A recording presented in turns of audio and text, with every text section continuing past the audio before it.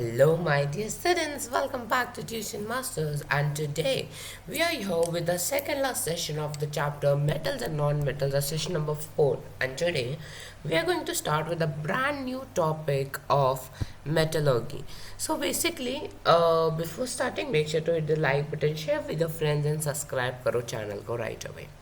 So as per last class हमने पढ़ा था कि what will happen if there is a reaction between metal, non-metal, metal and air, metal and water and all of that, right? Today session हम मेटलर्गी start करेंगे. ना what is basically मेटलर्गी? मेटलर्गी is वो study जहाँ पे मेटल्स का extraction के बारे में पढ़ते हैं.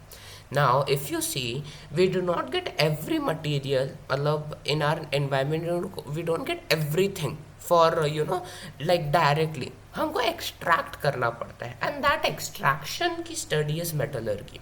In your 11th and 12th also you do have the same chapter if you take science. So let us talk about the extraction of metals. Now what is this? This is your C, correct? This is your C. Now how is it related to extraction of a metal? Now see, C contains salt, isn't it? C contains salt. What is salt? NaCl. But we say that C contains salt. Now we don't say C contains sodium chloride. So that means C has other salts also. जैसे कि magnesium chloride. Similarly, calcium chloride, potassium chloride, all of these different types of salts are present in the sea. And जब इसको हम boil करते हैं तो we get the salt, correct? Yes, we do get. Next one, what do you see here? Here we have gold and we have silver, right? Silver. Now these are the least reactive metals. आपने अपने उसमें पढ़ा है reactivity series में. I'll show you the slide if I have it here. Sorry, हाँ, ये देखो reactivity series में you have studied see silver and gold are at the last. So ये सबसे कम reactive होते हैं, ये react नहीं करते. So they are formed in a elemental form. ये एलिमेंटल फॉर्म में होते हैं, मतलब ये किसी के साथ कोई रिएक्शन नहीं करते तो डायरेक्टली मिल जाते हैं. माइनिंग करो, ये करो और मिल जाएगा, बस इजी टू यूज है. इसमें कुछ एक्सट्रैक्शन करने का नहीं होता because these are least reactive metal. अब कुछ ऐसे मेटल्स होते हैं मीडियम लेवल के जो हमको मिलते हैं अर्थ के क्रस्ट से, जिनको हम बोलते हैं minerals. Okay, now these are two minerals. This is bauxite and this is clay. ठीक है. अब क्या है, दोनों ही मिनरल्स है, दोनों मिनरल्स. अब इसमें से मेटल क्या, बॉक्साइट मेटल, क्ले मेटल नहीं. इन दोनों में से वी गेट एल्यूमिनियम, दोनों में से ही एल्यूमिनियम बनता है, ठीक है. But what is the difference? Difference है क्ले में बहुत ही कम क्वालिटी बहुत ही कम क्वांटिटी का एल्यूमिनियम मिलता है, वेरस बॉक्साइट में बहुत ज़्यादा मिलता है. सो हम कहेंगे कि bauxite is a ore. What is that? Let us study. Minerals are nothing but the elements which occur in natural form in earth's crust. अब जो मिनरल्स जिसमें से हम कोई भी मेटल प्रॉफिटेबली एक्सट्रैक्ट कर सकते हैं, जिससे हमको प्रॉफिट भी हो, ज़्यादा मेटल भी मिले, that kind of mineral is known as the ore. ठीक है. Now look over here. As I said, bauxite एक मिनरल है, क्ले भी एक मिनरल है, बट बॉक्साइट एक ओर क्यों है? वो एल्यूमिनियम का ओर है क्योंकि उससे हम ज़्यादा एल्यूमिनियम प्रोड्यूस कर सकते हैं profitably and conveniently. Whereas clay में हमको ज़्यादा मेहनत करनी पड़ेगी बट हमको कम मिलेगा, प्रॉफिटेबल नहीं है. सो क्ले और बॉक्साइट दोनों मिनरल्स है, but bauxite is the only ore. So that means all the ores are minerals but not all minerals are ore. And metallurgy is the process of extracting metals from their ores in a profitable and convenient way. आज के session में हम वो ही पढ़ेंगे. This is an important table you have to study. I'm nothing to teach in here. You just have to take a screenshot अपने study table पे चिपका दो इसको. सम और you can see rock salt, bauxite, calamine, haematite, है ना, उसका compound वाला उसका केमिकल नेम क्या होता है एंड कौन सा मेटल निकलता है। केमिकल नेम आ गया सोडियम क्लोराइड, एल्यूमिनियम ऑक्साइड, तो पता ही एल्यूमिनियम ही मिलेगा, जिंक ही मिलेगा, right. So you have to remember this, ठीक है। अब बात करते हैं एक्सट्रैक्शन ऑफ मेटल्स की और मेटलर्जी की। There are 3 major steps. First step is concentration or enrichment of ore, ठीक है। Step number 2 is extraction of a metal from the enriched ore and last step is refining of metals। ये दोनों आज पढ़ेंगे, ये अगले सेशन में पढ़ेंगे। Now what is the concentration or enrichment of ore? इसमें हम क्या करते हैं, हम लोग impurities को निकालते हैं। What do you mean now? Let's understand detail। अब देखो, वी नो हमने क्या किया, ये हमारे अर्थ क्रस्ट में से लेटर से ये हमको मिल गया, एक ओर है ये, ठीक है, दिस इज अ ओर, हमको ओर मिल गया। अब डायरेक्टली इसमें से मेटल तो नहीं निकलेगा, करेक्ट, हमको साफ सफाई तो करनी पड़ेगी। नाउ इसमें बहुत सारी चीज़ें हो सकती है, it may have soil in it, अभी अर्थ से निकल रहे तो हो गए, उसमें सैंड हो सकता है, उसमें माइका हो सकता है, right. All these impurities are present in it. These impurities are known as Ganj particles। What are they known as? Ganj particles। मतलब ये Ganj particles are the impurities present in the ore। So हम क्या करेंगे, जैसे ही हमको ore मिल गया, so हम उसको उसकी ये जो Ganj particles है उनको निकाल देंगे। That is the concentration of ore। कैसे निकालते हैं, केमिकल होता है जिसको हम बोलते हैं फ्लक्स।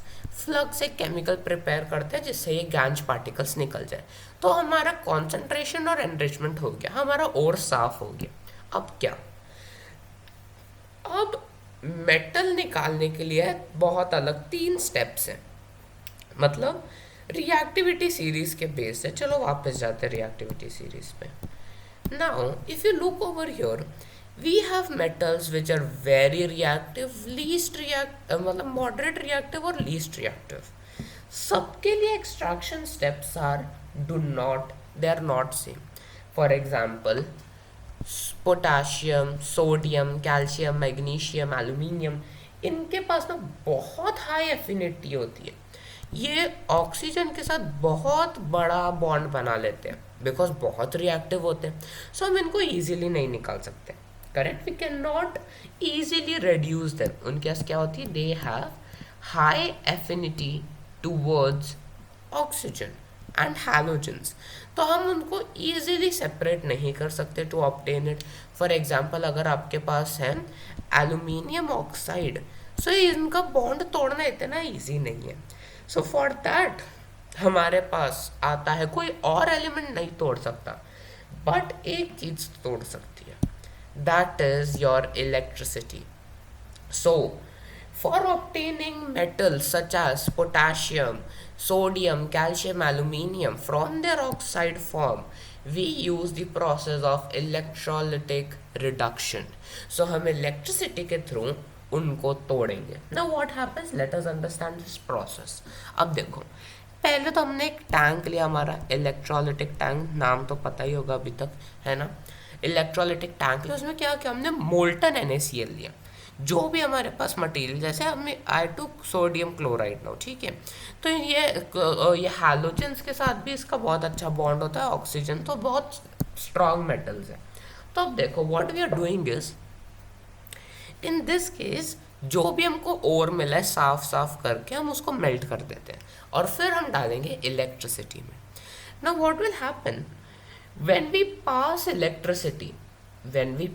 electricity कैथोड पे क्या होगा, वी नो NaCl कैसे बनता है, हमने लास्ट क्लास में भी पढ़ा था, NaCl का एक बॉन्ड बनता है, Na पॉजिटिव Cl नेगेटिव साथ में मिलके NaCl बनाते हैं, right, that means Na is a cation, correct, sodium ion एक कैटायन है और क्लोराइड आयन एक अनायन है। So and you very well know कि कौन सा किधर जाता है। We have studied in 8th grade also कि what happens is when I talk about a cation is attracted by cathode, cation cathode के पास जाएगा, so Na का जो आयन है that will go to the cathode, and similarly chloride ion goes to the anode. Correct? So what happens is at anode, ठीक है, anode पे क्या होता है, let me erase this. At anode there will take a reaction मतलब with respect to your this thing, ions and electrons. अब ये देखो बैटरी से क्या हो रहा है, यहाँ से ये जो एनोड है दिस इज पॉजिटिव, ठीक है, it is positive, anode is positive. तो क्या होगा, ये जो इलेक्ट्रॉन्स आएंगे इसको वापस बैटरी में भेज देगा, बिकॉज इसको इलेक्ट्रॉन पॉजिटिविटी चाहिए उसको. बट कैथोड जो है वो इलेक्ट्रॉन्स को अंदर ले लेगा, right. So in anode what happens, at anode हमारे पास क्लोराइड के दो आयन से लेटस से, ठीक है, तो क्या होगा, वो ब्रेक डाउन हो जाएंगे इनटू क्लोराइड और दो इलेक्ट्रॉन्स जो बैटरी में चले जाएंगे. अब what happens here, this is your oxidation because electron lose हो रहे हैं. सो एनोड पे हमेशा ऑक्सीडेशन होगा, whereas on cathode reduction होगा.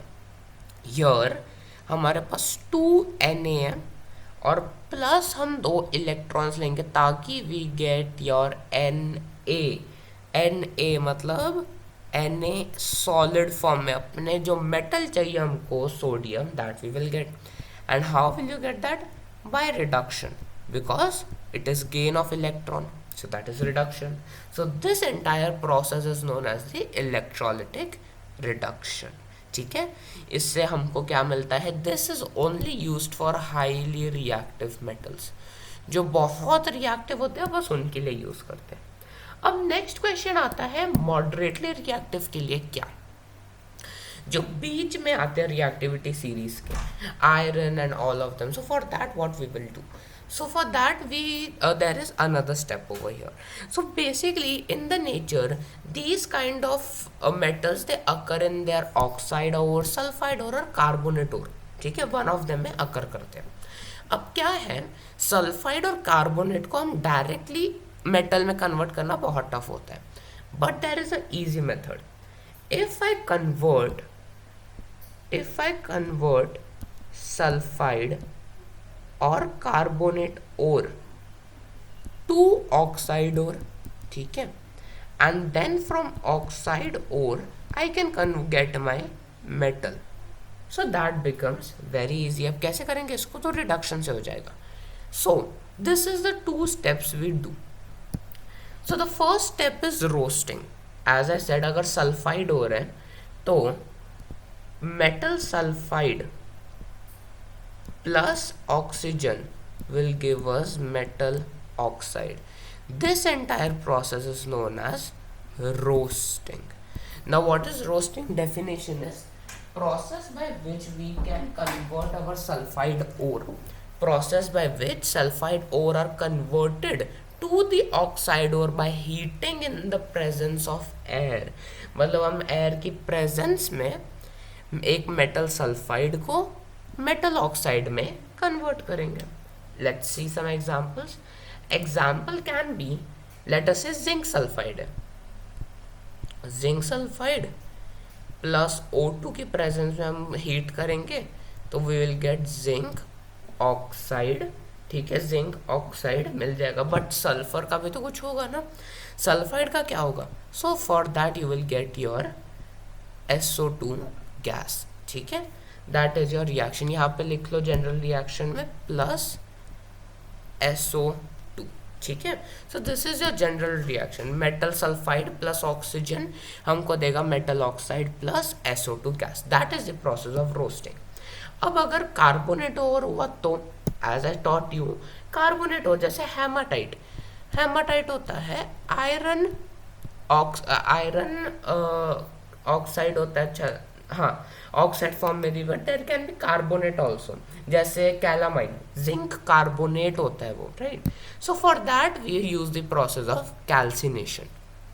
कैल्सिनेशन क्या है, एकदम उल्टा, हम मेटल कार्बोनेट को हीट करेंगे in the absence of air. In the absence, जब बहुत ही कम अमाउंट ऑफ एयर, तो वो बन जाएगा मेटल ऑक्साइड प्लस CO2, ठीक है. सो हम मेटल के कार्बोनेट को हीट करेंगे इन नो एयर या बहुत ही कम एयर में, and that will be converted to metal oxide and carbon dioxide.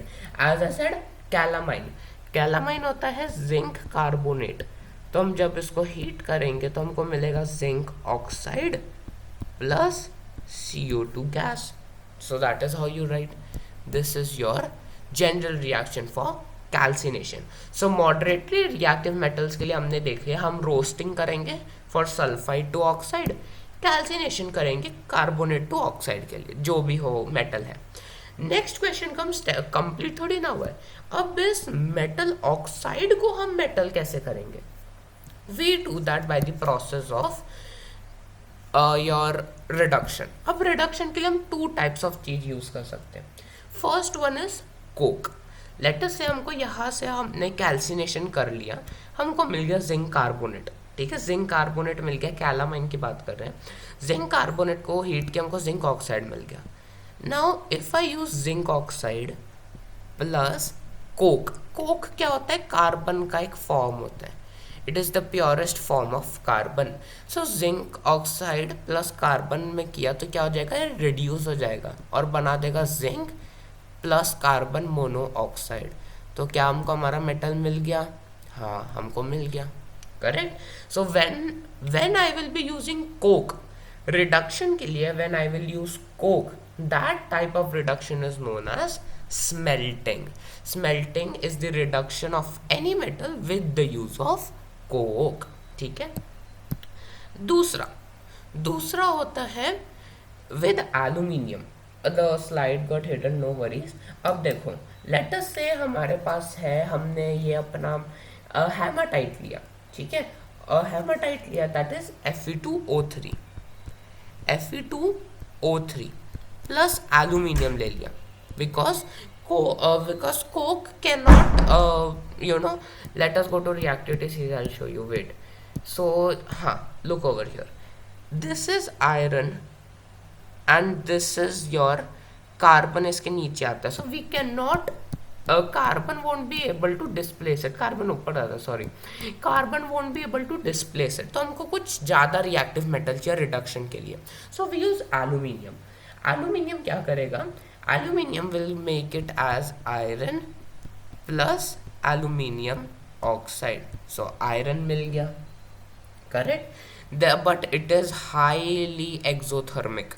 बहुत हीट प्रोड्यूस होती है इसमें. मॉल्टन स्टेट में मिलेगा आपको metal, because that is what is known as aluminothermy process और also known as thermite process. ठीक है, बहुत ही मॉल्टन स्टेट में आपको अपना सब्सटेंस मिलेगा. ठीक है, डन. All right. अब लास्ट बात आती है लीस्ट रिएक्टिव मेटल की. लीस्ट रिएक्टिव मेटल जैसे copper, not copper, sorry, your copper भी होता है, cuprite, copper glance, cinnabar, mercury, इन सब का ये सब होते हैं. So that is very easy. Now अगर वो ऑक्साइड या सल्फाइड और में होते हैं, लाइक CO2S, HGS, है ना, सिनेबार और वो सब टेबल में देख सकते हो. सो ऑक्साइड में हो तो हमको पता है क्या करना है. अगर मेटल ऑक्साइड हुआ तो हम उसको रेड्यूस हीटिंग करके मेटल में कन्वर्ट कर देंगे. अगर सल्फाइड और हुआ तो हम उसको रोस्टिंग करेंगे. उसको रोस्टिंग करके हमको मेटल ऑक्साइड मिल जाएगा प्लस SO2 गैस, और फिर इसको हम मेटल में कन्वर्ट कर देंगे. तो हमको स्टेप्स पता ही है, नथिंग न्यू इन इट, है ना. तो let us take example of these two metals. पहली बात करते हैं HGS की, दैट इज योर सिनेबार. अब क्या करते हैं, HGS क्या है? हमारा सल्फाइड हो रहा है. सो हम क्या करेंगे, HGS plus O2 strongly heat कर रहे हैं. क्या करें हम, अपना इधर रोस्टिंग कर रहे हैं, तो हमको मिल जाएगा mercury oxide plus SO2 gas. Correct, मिल गया. अब इस HgO को लो, इसको हम स्ट्रांगली हीट करेंगे 300 डिग्री सेल्सियस. हमको मिल जाएगा hydrogen mercury plus oxygen. So मिल गया हमको cinnabar. This can be board exam question. So the extraction of cinnabar. सो ये हो गया. अब दूसरी एक इंटरेस्टिंग बात आती है जो बोर्ड एग्जाम में भी आ चुका है, that is of copper sulphide, copper glance बोलते हैं इसको। This is a very common question board exam में आ चुका है। अगेन ये सल्फाइड है, पर हम क्या करते हैं इसमें, देखो कॉपर टू एस को in the presence of oxygen हमने हीट कर दिया, ठीक है, रोस्टिंग कर दी, कॉपर ऑक्साइड मिल जाएगा प्लस SO2 गैस मिल गई, ठीक है। बट हम क्या करते हैं, CO2 गैस को नहीं लेंगे, नहीं। जब हम देखते हैं कि 70-30% हो गया है, जब भी ये 70% हो गया, कॉपर ग्लांस 30% हो गया, ये जब हो जाता है वो एयर को कम कर देते हैं, एयर को बंद कर देते हैं, एयर का प्रेशर स्टॉप हो जाता है। तो क्या होगा यहाँ पे, कॉपर ऑक्साइड तो ऑलरेडी है और थोड़ा सा कॉपर का सल्फाइड भी ऑलरेडी है, तो जब ये दोनों साथ में रिएक्ट करके बना देंगे कॉपर प्लस SO2 गैस, ठीक है। This is your process for copper glance, ठीक है। So that is what we studied. Thank you so much guys for watching. आज का सेशन यहाँ पे खत्म होता है and we have completed with the metallurgy. अगले सेशन में हम हमारा लास्ट स्टेप पढ़ेंगे, that is refining of metal and corrosion, and by that we will complete with the chapter. Thank you so much for watching. Make sure to hit the like button, share with your friends and subscribe karo channel ko right away. Notes for these will be available soon. I'll be seeing you guys in the next one. Till then, take care and goodbye.